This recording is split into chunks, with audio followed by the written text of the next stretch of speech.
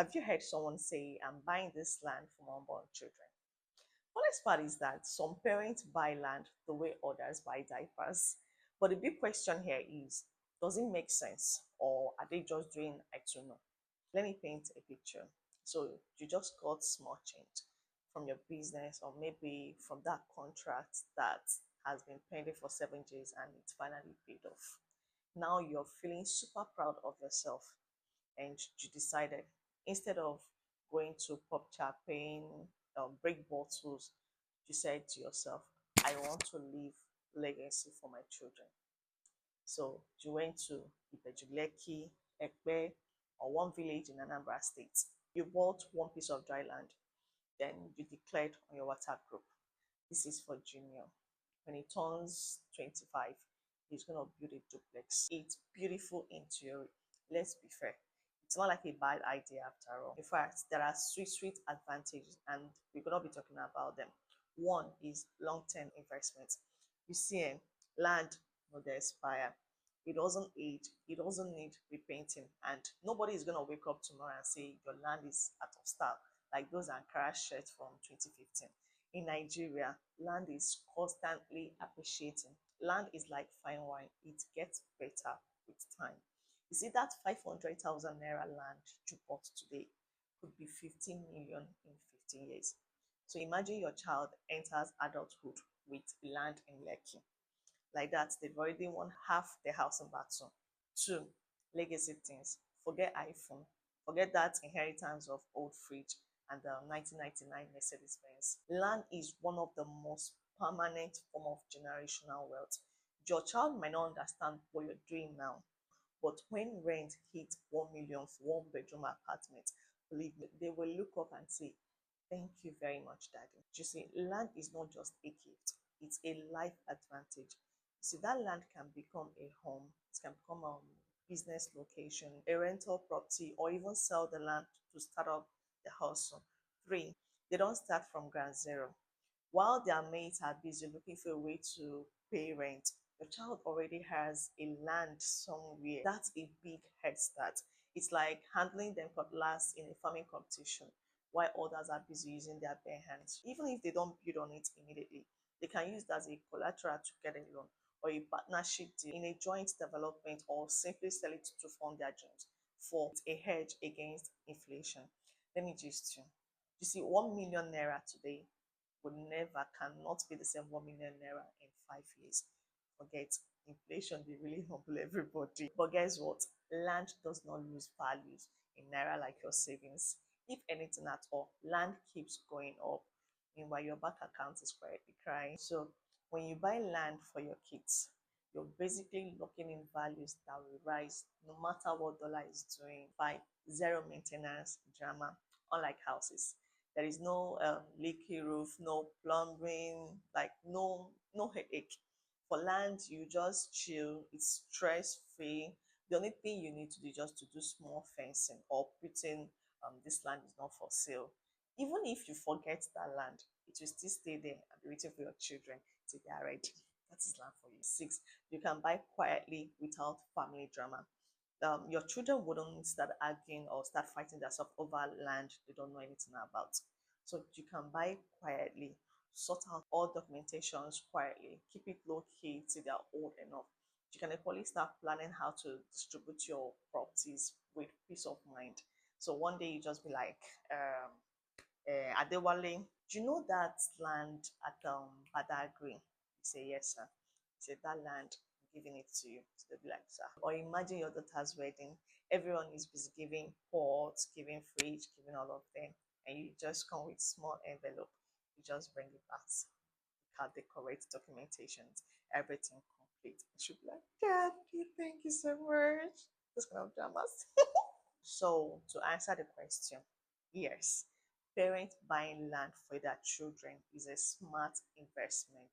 Not be over savvy. It's not I too know. It's a good one. But yeah, calm down. Let's balance this equation very well. It's not everything that glitters is good.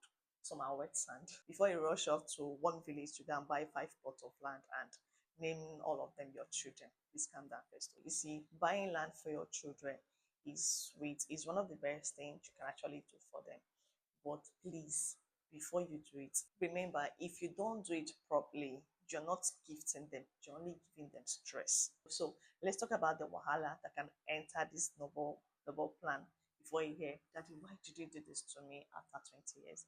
One, the famous signature problem. This one is classic in Nigeria. So you bought land today, 15 years later, Junior wants to use the land. Now, they are telling him, Oga, your name no dey here, we no see your name, we no see your signature. And Junior is trying to explain to them that this land is my father that bought this land. But they will not listen to that. They'll tell you, Oga, go bring your signature, bring your name come. This land, wetin dey write here now, Mr. Johnson land, no be your land. Now, the problem is no proper deed of gift or will. The land is in your name alone, no transfer document or power of attorney. So even if you meant well for him, the land is still yours. And these things can actually lead to family drama, family betrayal, or court battle. Two, sibling war. You gave one child land and the other one start asking, what about me, daddy? Where is my own land? Before you know it, it has entered family war. Sorry, it has entered family war. This one will start, hating on this one. This one will start hating. Before you know it, they will start dragging what is not and what is not even supposed to be. Nigerian family. You can drag land there. Three, village people and income cultures. So you bought land, you didn't fence it, you didn't write. There was no signboard. There was no small, corner piece. Nothing, nothing. 10 years later, you went back to the land. Surprisingly, Pastor Emmanuel has built the whole church on the land. Now you're like, sir, this is my land. Pastor is telling you that God led him to the land. So at times, if you don't, do anything on that land, people will help you and do things on the land. In some places, if you don't physically mark your land, someone else will, and your child will have to start battling with court case they didn't plan for. Very stressful. For buying land that is under government acquisition. So you saw this cheap land, film, you enter because it's cheap. You bought it 400K for one full plot. You didn't check title. You didn't even consult any surveyor. To still Google the area still had you. Now, 15 years later, your child wants to build on the land. You're hearing, sorry, sir, this land belongs to the federal government. They want to use it for road. If you do not do your due diligence very well, your child will inherit heartbreak, not a plot of land. Five, it might stay idle for too long. So imagine you bought land in a totally undeveloped village or place. Now you're hoping in the next 15 to 20 years it will develop. Now there is no development and your child is gone. They don't want to live in such place, so they just sold it out for cheap price. Or worse, they even forget the land. Land that would have changed their lives becomes a buried treasure with no map safe. Six, no digital or legal records. This one hurts the most. So imagine you bought land for your daughter. You hid it, kind of like want to do it like a surprise to her. You hid it under your bed or somewhere no one would find it. So something led to another. You're not available again. Your daughter doesn't even know it exists. Nobody can could find the document. So like that, the land just disappeared into thin air. Or worse, somebody else could even claim the land. So if it's not properly stored and documented, it's as good as gone. Seven, unregistered or fake agent. So you bought this land from Mr. Festus. Mr. Festus swore that this land is his family land. And you bought the land. 10 years later, you went back. The actual family shows up. Now they're telling you that nobody like Mr. Festus is even in their family lineage. So like that, it's law. Now you have to explain to your grandchild that you bought land from a fake uncle. It's loud mouth. If you must buy land for your children, please do it well. Don't allow them to inherit future wahala by doing one, secure the land with legal documentation. Forget verbal agreement to forget trust. Buy land like as if a lawyer is watching you from heaven. So what must you do? You get a deed of assignment. This is what transfers ownership from the seller to the buyer. If it's in your name, that's perfect. But if you want to give it to your child, use deed of gift. This transfers it legally as a gift to your child, or will clearly stating that this land belongs to them.